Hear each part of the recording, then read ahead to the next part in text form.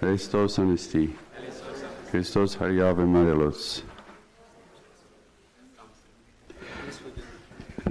No. Christos or in Nial or Nial or Nialis. Haritunen Christusi or Nialis. Haritunen Christusi. In the name of the Father and the Son, the Holy Spirit, one God. Amen. To whom the sun rises, it's to those who wait for it. The one that's eager to see the light, to whom the dawn presents itself, to the eager eyes that have been waiting for it. The light is made for life, made for life. No light, no life. On all levels. Plants grow when there's light to produce oxygen, which is essential for all living things. Birds, when the first glimpse of light appears in the morning, they start chirping and singing, and they go about their business. They build nests, they collect food, they feed the chicks. Animals go look for their food. Humans, us, we start thinking about what we need to do. That theme is the main theme of today, of this Sunday, of this week. Christ presents himself as the light of the world. To whom Christ will appear? If the sun appears to those who have business, have something to do, would the sun matter for somebody who's asleep, who's planning on sleeping in? Does it matter if it appears or doesn't appear? No, it doesn't matter. Would the light make any sense to somebody who has no business doing anything, just sitting, slumbering? They're not interested in reading or doing anything. But come to someone who's doing the greatest stuff. Let's say you need light for someone who's going to do a surgery. Someone driving, going somewhere. They have to have some source of light. And the more important the business is, the more intense the light is needed. So, to whom Christ will appear, to whom he will show himself.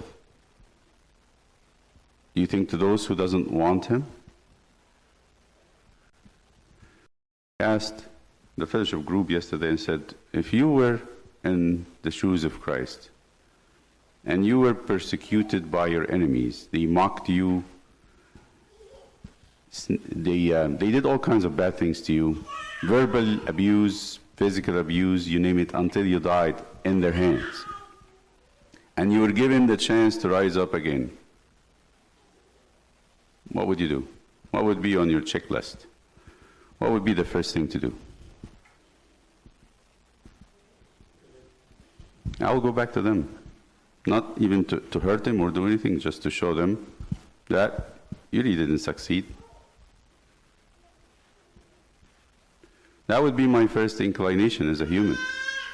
So if I'm in Jesus' shoes, I think I'll be visiting, the first person I will visit is the high priest.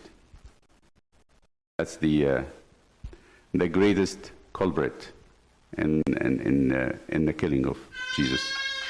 And next will be on my list is Pilate.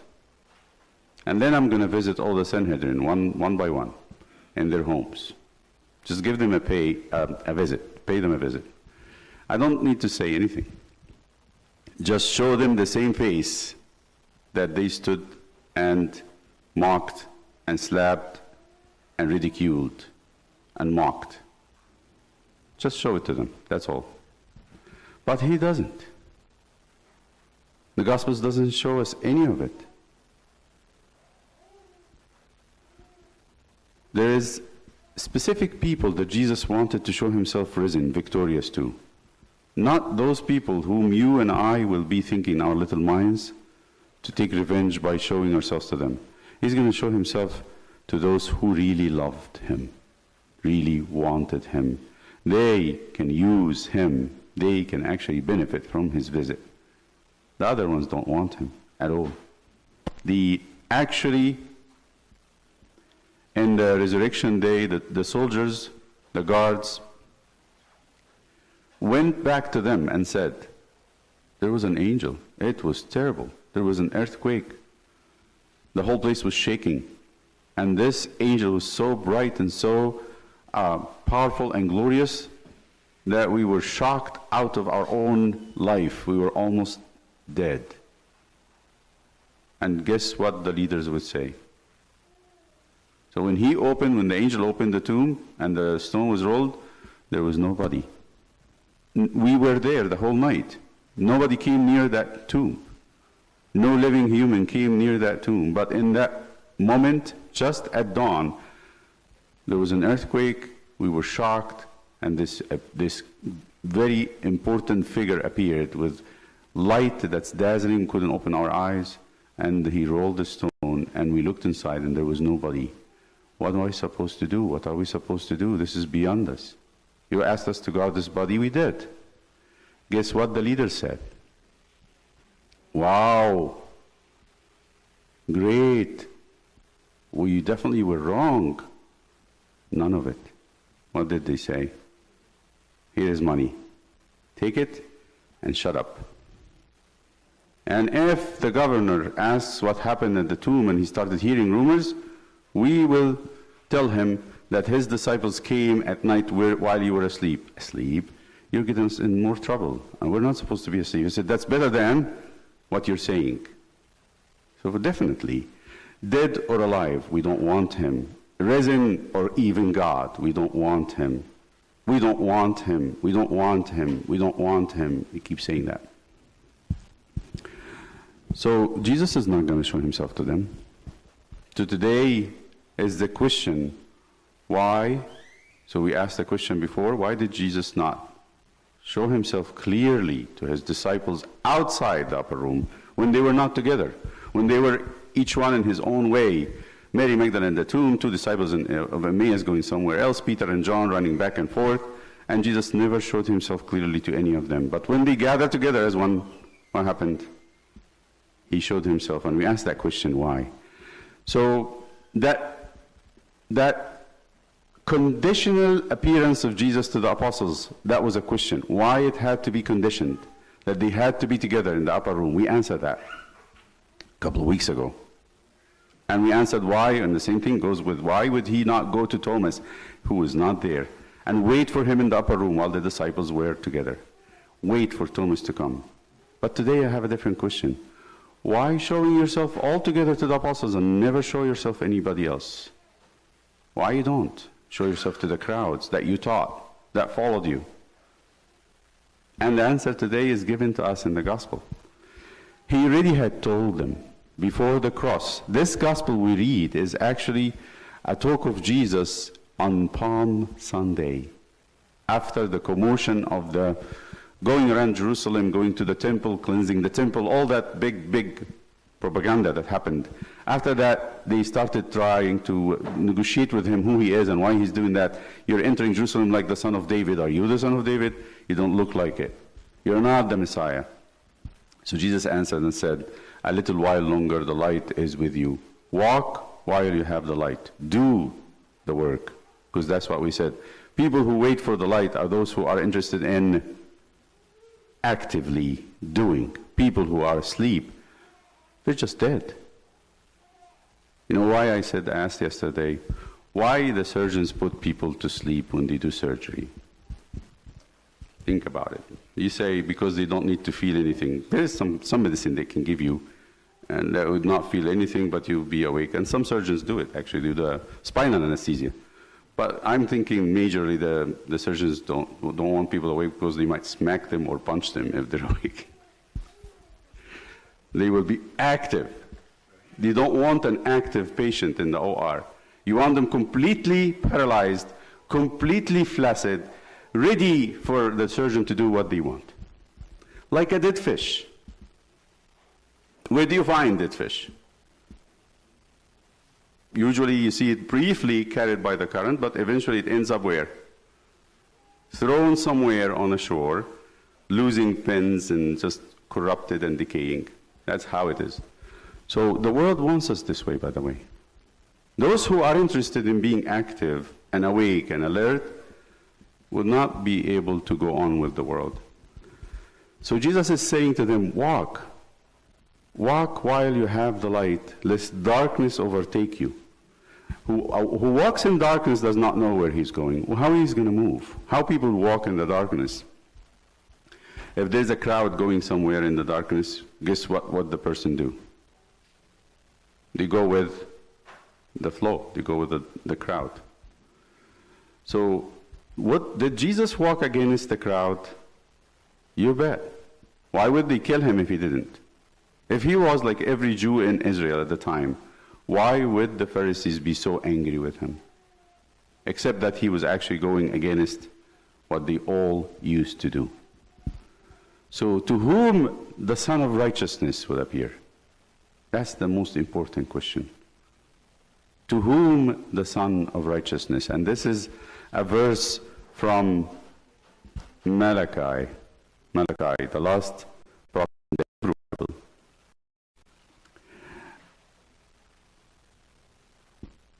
Malachi 4, verse 2.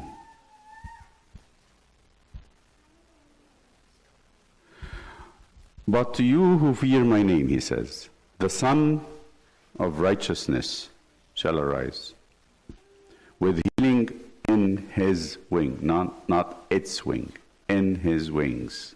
And you shall go out and grow fat like stall-fed calves. Actually, the Septuagint would say, and you will jump out of your joy and health.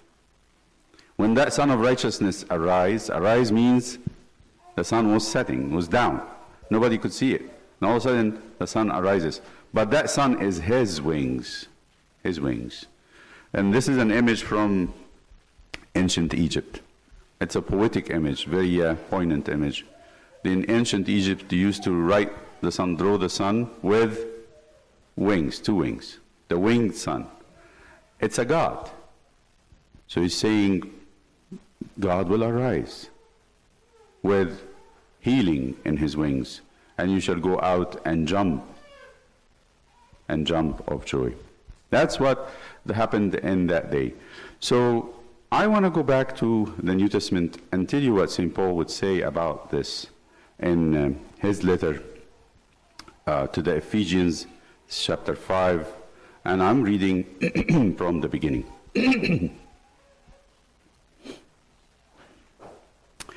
He's talking to us, to the church. Therefore be imitators of God as dear children. Like if you are the children of God, imitate him. And walk in love as Christ has loved us and given himself for us, an offering and a sacrifice to God for a sweet-smelling aroma. But, he's going to list some things here, fornication, all uncleanness, covetousness, let it not even be named among you, as it is fitting for saints. Just a little note. Fornication, uncleanness, covetousness, these are the currents of the world. That's how the world manage their lives. How do people manage their lives? How do they manage their lives? What happens when somebody is anxious in the world that doesn't know Christ? They get a couple of shots to knock down an anxiety. What if they have feeling of loneliness? They go seek sexual intimacy. What if they have depression? What do? They seek some drug or entertainment. That's how it is. This is not things done intentionally. These things are done to medicate fallen human nature. People do this all the time. And not only in secret now, it's done openly. He's saying neither filthiness, nor foolish talking, nor coarse jesting. Coarse jesting is trying to be funny with profane stuff. When the people say profane words and profane things just to make people laugh and to be funny, which are not fitting, but rather giving of thanks. For this you know, that no fornicator, unclean person, nor covetous man, who is an idolater, has any inheritance in the kingdom of Christ and God. Let no one deceive you with empty words, for because of these things the wrath of God comes upon the sons of disobedience. Therefore do not be partakers with them. He's focusing here on that peer pressure, on the culture pressure, that we should actually follow the available. You know what's available for you to feel good about yourself, to get rid of the problems. What is available? It's almost like you're going to the Walmart. You're going to have to pick whatever they have. You don't have a choice. You might have 2, 3 varieties of the same thing, but that's all. And you have to pick from that. Everybody goes to Walmart finding whatever they need. For you were once darkness, here we come. Once darkness, he called that darkness. But now you are light in the Lord. Walk as children of light. Walk as children of light. Meaning what? To me, this means go against the current. Don't be asleep. Don't be numbed so much that the world actually drive you where the world wants. For the fruit of the Spirit is in all goodness, righteousness, and truth, finding out what is acceptable to the Lord, and have no fellowship with the unfruitful works of darkness, but rather expose them. What does it mean to expose? To say, this is wrong, this is not right, this is absolutely sinful. We have nothing to do with that. For it is shameful even to speak of those things which are done by them in secret. Here's something St. Paul says that's actually make me laugh. I'll tell you why. In the old times, at St. Paul times, people used to do perverse stuff. Things that today is on the internet, today is on TV and in advertisements, and it is all over the place. It is no more a secret. To me, this is actually alarming. I'll tell you why. At least in the time of St. Paul, darkness had its place. But now darkness is extending, is trying to take over. For it is shameful even to speak of those things which are done by them in secret. But all things that are exposed, he says, are made manifest by the light. When it is judged by the children of light, it is actually light, done. That's where we have confession. When I come and judge myself and say, or judge my actions rather, I say, I am the child of God. The action I have done when I was asleep. I was not awake. And once that happens, these things are exposed. It's gone. Therefore, he says, I don't know where he's getting this from. It's not in the Old Testament, but there's a lot of quotes about this same meaning, but not exactly literally, not even the Septuagint. Therefore he, capital H, says, awake you who sleep, arise from the dead, and Christ will give you light. What's he saying here? It's a very rich statement. He's saying, you want to see the risen Lord, you want to have a fellowship with him, you too yourself have to be active. What does it mean to arise? When a mother wakes her son or daughter in the morning to go to the school, what does she say? Enough. Wake up. We have things to do. If the child has gotten their fill of sleep, they had done their 8 or 9 hours of sleep, the mother thinks it's about time to do what? To do work, to use the brain, to use the eyes, to use the muscles, to use the body, to not waste time. To not waste time. And that's why he's saying, see then that you walk circumspectly, wisely, not as fools, but as wise, redeeming the time because the days are evil. Means don't stay behind just on a couch watching TV or internet or playing on your games or whatever that is idle. It is good for a little bit time, but don't waste all your time. What is required of me, St. Paul, you would say? Seek him. Seek him. Because he's going to show himself to you. to whom the risen Lord will show himself, to someone who is eager to seek him. So he's saying the days are evil.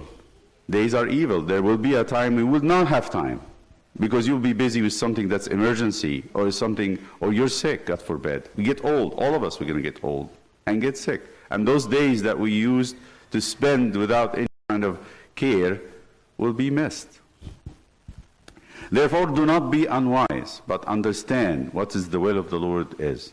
And do not be drunk with wine. See, everything that actually knocks down our consciousness, everything that makes us unaware, unalert, not able to navigate our way through life, is a sin.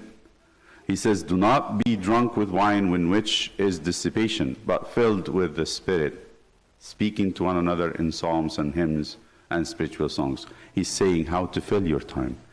Singing and making melody in your heart to the Lord. I know a few persons in my life who does this all the time. You see them, they're saying a hymn or a song, or they are singing in a verse on a psalm, and it's very beautiful, very attractive. So when I go back to the gospel of today, and you would hear it again, and you would know exactly how the Lord is making the same point. And then you're going to read it, I hope, with a different glasses. So Jesus said to them, "A while longer the light is with you, walk," meaning wake up, come after me, while you have the light, lest darkness overtake you. He who walks in darkness does not know where he's going. While you have the light, believe in the light, that you may become children of light. Those things Jesus spoke and departed, and was hidden from them. What St. John is saying here, it is not only through his death and burial, and then after the resurrection they didn't see him anymore. After that they didn't see him. After this talk they didn't see him. He got hidden from them. But although he had done so many signs before them, they did not believe in him. That the word of Isaiah the prophet might be fulfilled, which he spoke, Lord, who has believed our report, to whom the arm of the Lord has been revealed. Therefore they could not believe, because Isaiah said again, he has blinded their eyes and hardened their hearts, lest they should see with their eyes, lest they should understand with their hearts, and turn so that I should heal them. These things Isaiah said when he saw his glory and spoke of him. Listen to this part here. This part explains what does he mean. Nevertheless, even among the rulers, the Sanhedrin, many believed in him, but because of the Pharisees, they did not confess him, lest they should be put out of the synagogue. What does that mean? They wanted to go with the current or against the current? They want to go with the current. They want to just continue doing what they were doing, because if they do otherwise, they will be picked on. They'll be weird. They might be excommunicated even. Because they loved the praise of men. That is the key. They wanted to hear people say good things about them. They never wanted anybody to say, oh, these are evil people, ugly, disrespectful, whatever. They loved the praise of men more than the praise of God. Then he said, Jesus was going against the current, big time. He who believes in me believes not in me, but in him who sent me. And he who sees me, he sees him who sent me. I have come as light into the world, that whoever believes in me should not abide in darkness. And if anyone hears my words and does not believe, I do not judge him, for I did not come to judge the world, but to save the world. Who he rejects me does not receive my words because of any reason, whatever it is, sin, addiction, friendship, cultural pressure, peer pressure, anything. Anyone who rejects me and does not receive my words which I judge him, the word that I have spoken will judge him in the last day. I want to go from there to Isaiah again, and I will just make that last quotation from Isaiah. And I love that quotation because it is at the end of Isaiah he speaks about the church, big time. And in this one, and he calls the church Zion. This one specifically is about this subject. What does he say? The same thing, I think this is what St. Paul is interested in, and this is what he means by that verse I told you about, arise, you sleeper, and awake. He's saying to Jerusalem, and that's the church, arise, shine. He's waking Jerusalem up from sleep, for your light has come, and the glory of the Lord is risen upon you. For behold, the darkness shall cover the earth, and deep darkness the people. They're going into very deep sleep, like in the best of their slumber. They're just snoring. But the Lord will arise over you, and his glory will be seen upon you. That's what Jesus is doing to the church. From now on, nobody will see him. It's only the church. So how can I see him? How can I see him? I'll come to the practical part.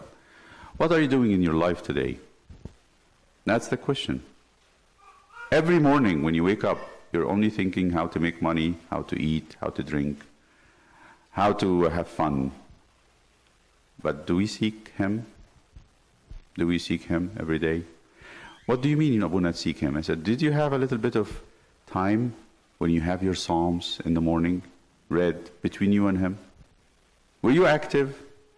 Sometimes you say, I tried. You tried, but just you felt the sleep pulling you back, and all of a sudden what? You stopped. It's better to sleep than to actively seek. It's better to sleep always. When you wake up in the morning, Mama, give me 10 more minutes, I'll be ready.